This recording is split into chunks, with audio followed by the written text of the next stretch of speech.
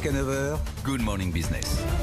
Et à 8h41, Cédric Decoeur m'a dit « Je vais permettre ce matin à des cadres mercenaires de quitter leur boîte en empochant du capital plutôt que de partir avec une rente. » Ouais. Tout ça, Anthony, en deux mots, l'article 83. Article 83, effectivement. C'est un produit retraite qui est souscrit par l'employeur pour capitaliser en vue de la retraite.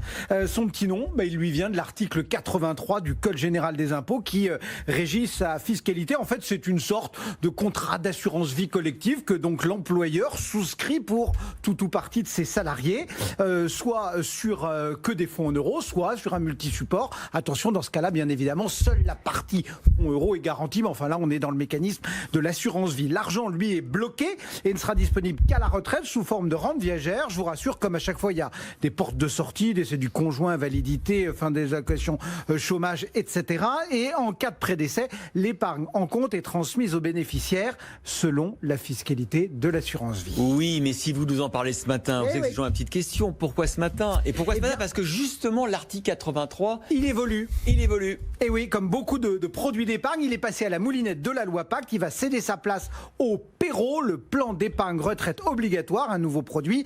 Et à compter du 1er octobre, les entreprises ne pourront plus souscrire d'article 83. Elles pourront conserver ce qui existe. Mais il y a un mais, c'est ce qui est intéressant. Lequel Si vous détenez un article 83 et que vous avez quitté l'entreprise, c'est pour ça que je vous disais en antenne les mercenaires, parce qu'il faut avoir quitté l'entreprise qui a souscrit le contrat. Eh bien, une possibilité s'ouvre à vous, mais vous n'avez plus que quelques semaines avant le 30 septembre prochain pour mettre en place une stratégie. Alors, depuis le lancement du PER, il est possible de profiter de la sortie en capital à 100%. Exit la rente viagère que j'évoquais au début. Pour ce faire, il faut que vous transfériez, c'est rendu possible par la loi Pacte, votre article 83 vers un PERP. Ça aussi, c'est un ancien produit retraite qui va aussi disparaître. Mais ce PERP, il va devenir le compartiment individuel de votre plan d'épargne retraite et lui, il permet une sortie en capital à 100% au moment de la retraite ou si vous achetez votre résidence principale.